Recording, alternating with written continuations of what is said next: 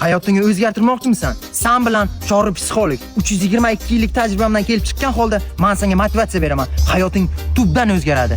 Birinchi qoida, hayotingda o'zing yoqtirmaydigan ishni qilishga o'zingni majburlashing kerak.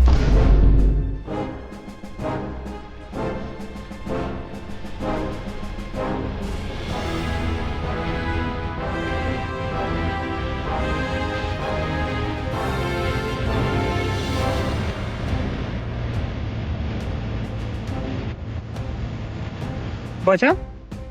Nima bo'lyapsan? Bu ish qilmaydingki? Dada, men chorli psixologdan motivatsiya oldim. Kelajakda o'zim o'rnim topishim uchun o'zimga yoqmagan ishlarni qilishga o'zim majburlashim kerak. Chunki hozirda men chiniqolman. Men alaq bermang, qoching. Yaxshi psixolog ekan unda ish qilishni o'rgatibdi senga. Malades. Bosib bacham. Senga ikkinchi motivatsiya. Orqangdan gapirganlarga hech qachon e'tibor berma, chunki ular hamisha orqangda.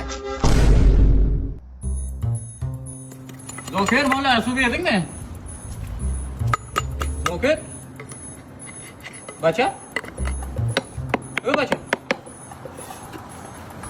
Zoker? Kim ulan kim? Bacha? Bacha. Nima qarayapsan? 2 soatdan beri chaqiryapman. Dada, men orqamdan gapirganlar umuman e'tibor bermayman, chunki ular mendan orqada. Agar oldimdan gapirsangiz atib beraman. Kim o'rgatdi? Chorli psixolog o'rgatdi.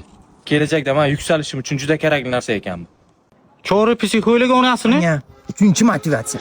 Qo'rqgan ishlaringni qilishni o'rgan. Qalbingni qo'rquv egallashiga aslo qo'yma.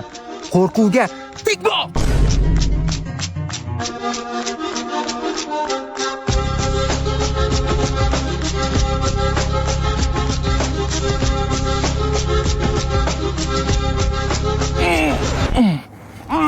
Og'zingga uy choy yoqaman ana.